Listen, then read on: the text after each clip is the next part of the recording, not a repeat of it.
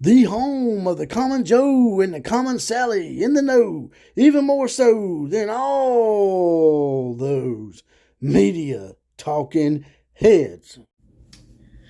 Have you ever been just watching something or doing something and you just all of a sudden dawned on you how disgusting and cheated that you had been, or how someone had been cheated? That's what happened last night when I was watching this football game. I only watched it for half. Usually I'll try to watch the whole national championship game because it's the last bit of college football that you'll get until next late August or early September. But this was disgusting. And we got cheated big time. Let's talk about it.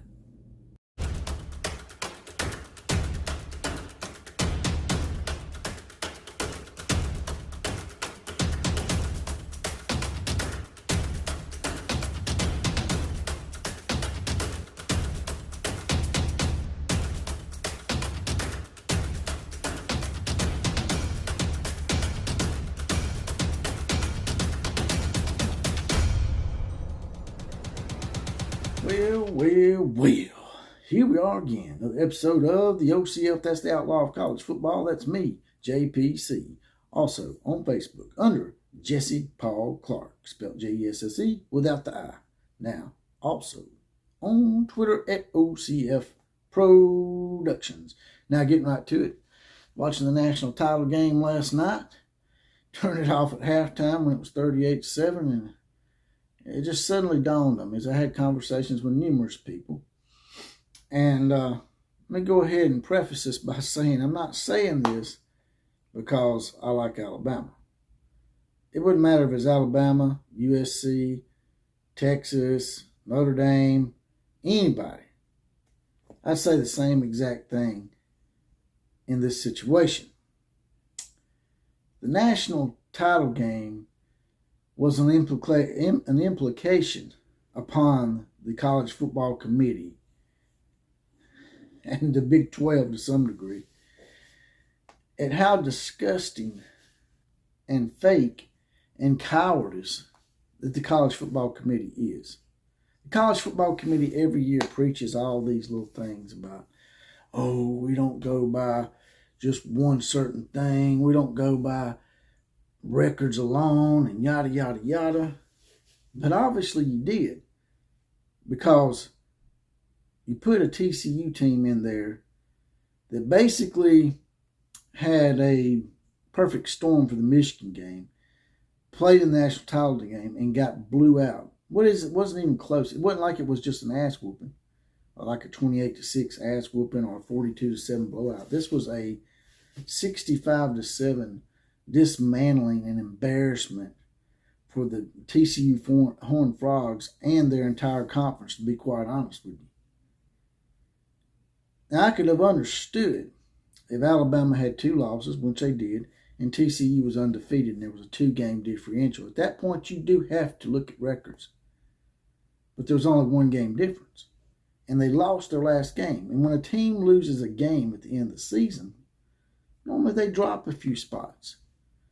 Not only did they not drop a few spots, they didn't drop at all. They kept them at 3rd.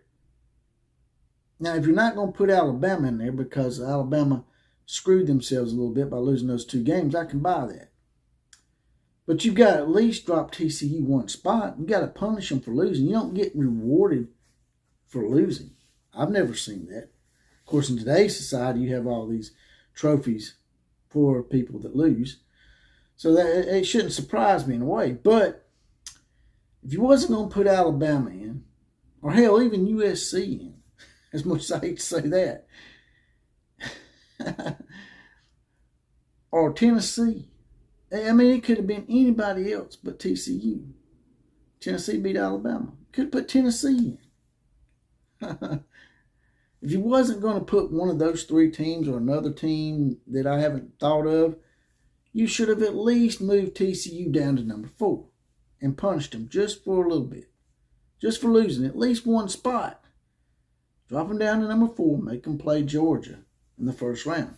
If they are deserving and they are that damn good, then they'll be able to beat Georgia in the first round. We already know from what happened last night that wasn't going to happen. What should have happened was Georgia should have played TCU in the first round. Ohio State and Michigan should have got their rematch, which would have been a pretty good thing. That's one of the most watched rivalries of all time. Two of the biggest fan bases of all time. It would have drew numbers.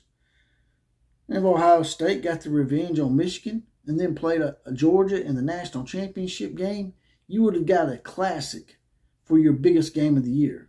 Instead, the NCAA committee or college football committee has sold the sheets, crapped the bed, in making this national title game.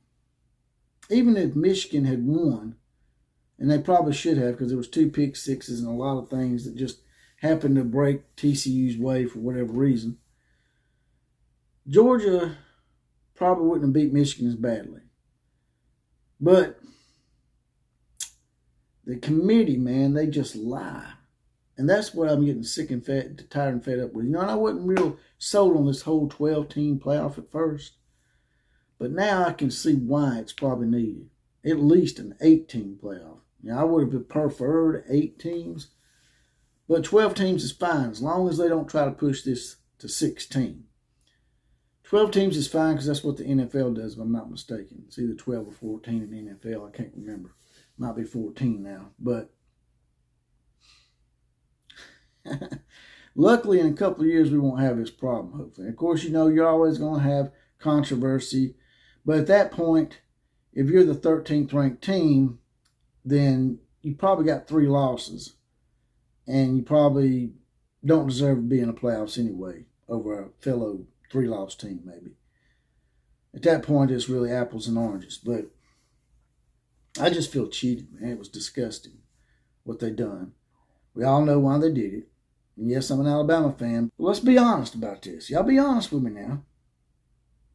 They probably saw their way out as being able to keep Alabama out of the playoffs. Alabama's in the playoffs just about every year, and they thought that this is our chance. We have our out to keep Alabama out of the playoffs. And what it come down to is you have more people that dislike Alabama than those that like Alabama. And they had their opportunity and they took it. And Alabama provided them that opportunity to do it. But one more stat before I get off of here. The Big 12, for all their chest pumping and talking about how they can do this without Texas and Oklahoma being relevant or even being in their conference in a couple of years, because look, we got 2 teams in big-time bowl games. What happened in those 2 bowl games? Alabama and Georgia beat the 2 best teams in the Big 12 by a combined score of 110 to 27. 110 to 27. So don't be pumping your chest out too much just yet, Big 12. Because when Oklahoma and Texas leave and they bring themselves back up to relevancy, which they will eventually because their fan bases and alumni is just too powerful not to, I think you're going to have some issues. This year sort of provided y'all with somewhat of a mirage. So you have Alabama, who basically just dismantled the Big 12 champions, the team that probably should have beat TCU twice. Dismantled that team that beat TCU, didn't get in the playoffs. And then the team that got in, that's supposed to be the highest ranked Big 12 team, got dismantled like a FCS homecoming opponent, 65-7 by Georgia. So all those that was pumping their chest out early in the bowl season because the SEC lost a few of those games, might want to temper your expectations and your glee, because in the big games, the SEC continues to win national championships, and they've won, the last 4 now? Last 4 national championships, LSU, Alabama, Georgia. So, yeah. Once again, the SEC shows the rest of college football and the college football committee why y'all are disgusting and why y'all screwed yourself. They hated Alabama so much that they screwed themselves out of a good, complete college football playoff and national championship game. And that's all I got to say about that, you guys and gals. Tell me what you think. Also, down here, there's a heart option. It says thanks. Hit that. Throw me a few dollars in the coffers if you can afford it. And as always, KMCA to all the other teams. Class is now officially dismissed.